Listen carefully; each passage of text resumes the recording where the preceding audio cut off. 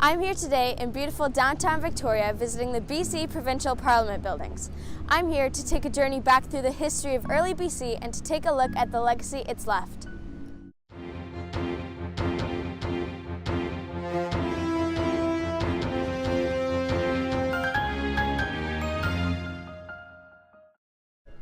Right here in downtown Victoria are some of the most stunning buildings you will probably ever see. The mix of old architecture and beautiful nature truly makes this a great place to come see. However, this place isn't just full of beauty. There is a very rich history that goes all the way back into the 1800s.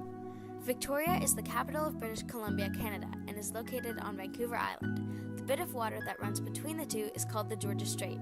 When the Georgia Strait is at its narrowest point, the island is only 25 kilometers away from mainland.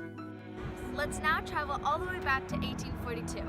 A man named James Douglas was tasked with finding new forts for the Hudson's Bay Fur Company. He quickly found the land where Victoria is now and decided to set up a fort here. The fort was built in 1843, and in 1849, Vancouver Island had become popular enough to become a British Crown colony. Since James Douglas had been the person to find the place originally, he was appointed governor.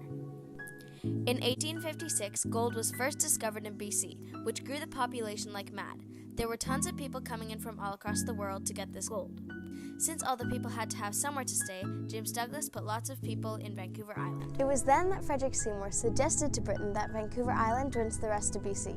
And so later that year, the two colonies joined together to become what we know now as BC. A big question lots of people ask nowadays: why is Vancouver not the capital of BC? It seems like the obvious choice since it's the biggest built-up city and has major tourism. But the reason goes all the way back to 1868. After the two colonies of Vancouver Island and BC joined each other, the capital was automatically given to New Westminster.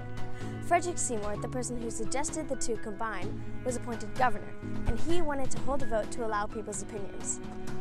The results of this vote came in, and the clear winner was Victoria, as at the time it was the biggest city in BC.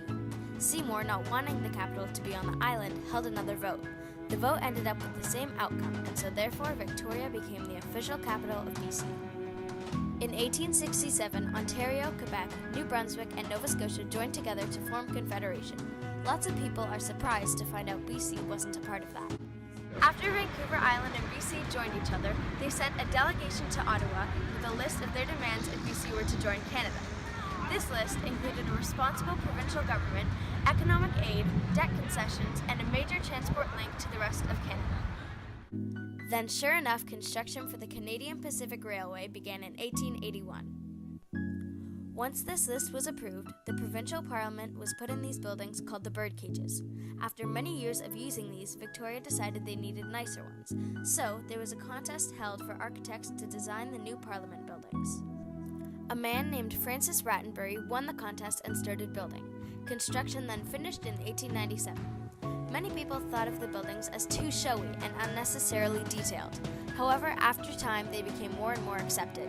The Vancouver Island Parliament plays a major role in the making of BC and has extreme significance. Since our previous governments were so fair, it allows our current one to be so inclusive.